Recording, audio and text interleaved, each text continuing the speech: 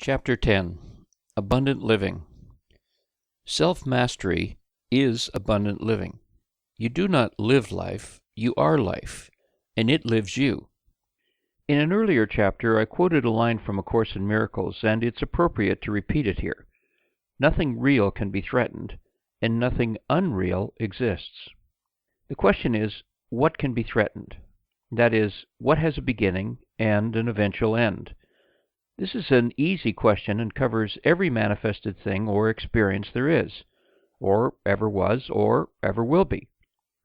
You, as God, extend an expression of yourself into a temporary shell called a thing, be it a person, an animal, a vegetable, a mineral, subatomic particle, or any experience, no matter how small or grand, all still contained within yourself.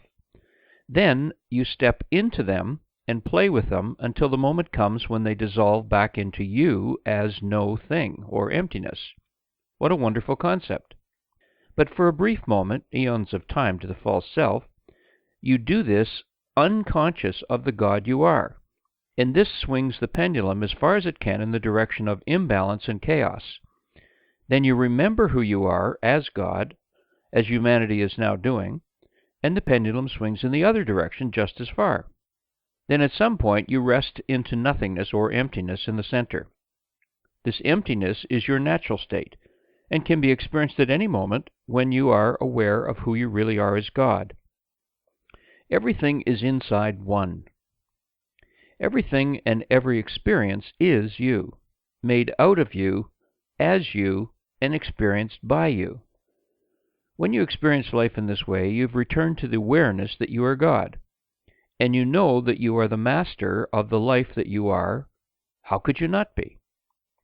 The dream manifestation that the world, the universe, the multiverse were created to play in and know yourself in has returned to your awareness.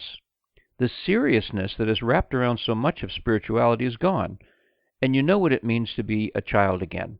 Not childish, as the false self is, but innocent, light, and playful. You deny yourself nothing. You fully savor everything. You enjoy everything as yourself. There is no fear that your living expressions will wound or damage or contaminate your world, because when you're aware that you're God, nothing you experience is out of balance, nor does it contradict the love that you are and have for yourself. This is why when you live in conscious awareness as the God you are, as the master you are, it's impossible to introduce discord into anything, to bring competition, attack, defensiveness, war, imbalance, or any concept your false self has expressed as a result of its conditioning to any other extension of your manifested self.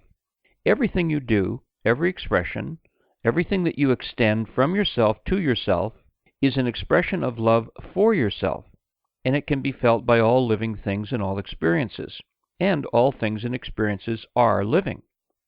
In this awareness of who you are, you're no longer dazzled with phenomena. You know that all phenomena is a temporary expression of yourself. It could be fireworks, a roller coaster ride, an intoxicating spring fragrance, or even a moment of bliss. They're all temporary, and therefore not real. Yes, you savor and enjoy them fully, but you're not in any way attached to or controlled by the temporary nature of any phenomena. You enjoy the show as you rest in the peace that you are, in the knowingness that you are all that is, in whatever way it shows up. The masquerade. Now you attend the masquerade ball, playing any part you choose, but not lost in the part, as some actors find themselves after continuously playing the same character on stage for months and years. The false self is that actor, lost in the ever-changing character it's playing, as it wears mask after mask after mask. The self that is fully aware of who they are may still wear masks from time to time, but consciously and as a game, or you may walk unnoticed through the world radiating the peace and joy and love that you are in total silence. Any and every possibility is open to you. I lived in the UK in the 1980s, just as I was beginning the years of building the wealth I experienced. And late one foggy evening, I was standing alone in a combination train tube station a little ways out of London, waiting for a subway car to take me home. I was desolate after an unsuccessful meeting with an executive I had contacted from Canada who I was certain would join me in my business. In fact, this initial long-distance enthusiasm about what I was offering was part of the reason I had decided to move across the Atlantic. I had waited in the damp cold for about 30 minutes, feeling more and more depressed, when an elegant and elderly man, about 5 feet tall, dressed in an expensive-looking topcoat, a bowler hat, and carrying a walking stick, suddenly stepped out of the darkness, smiled warmly, and exclaimed with a powerful tone of authority, "You look like someone who knows what he's doing.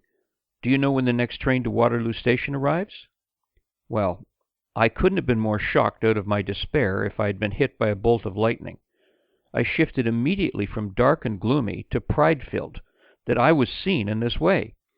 It was a swift and powerful stroke to my false self's in-the-dumps mood, but it pulled me right up out of the darkness and into the light.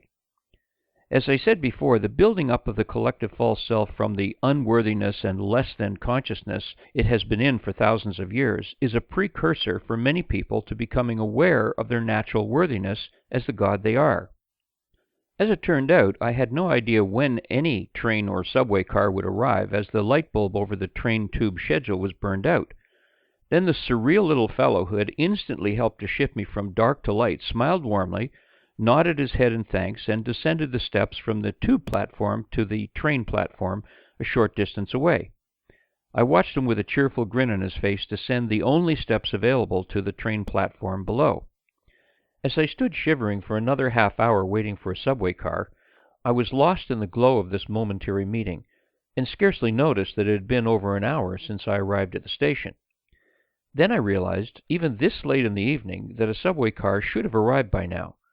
My first thought was for the little fellow waiting on the platform below, since no train had arrived either, or I would have definitely heard it.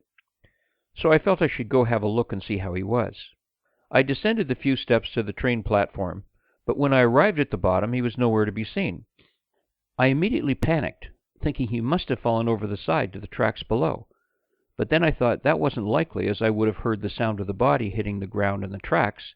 Since the station was very open, I was close enough to hear the noise. Nevertheless, now distraught, I ran up and down the landing, peering over the side, which was well lit, to see if he was lying injured below. But nothing. He was nowhere to be seen.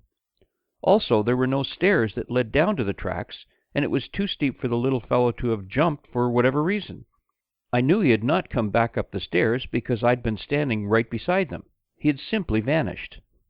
You may make of this story whatever you will, but for me this event stayed with me and touched my heart many times over the years in the same way as the man on the streetcar when I was a teenager. Whenever I was feeling low, unworthy, or downcast, which was a lot, this incident would instantly brighten my spirits.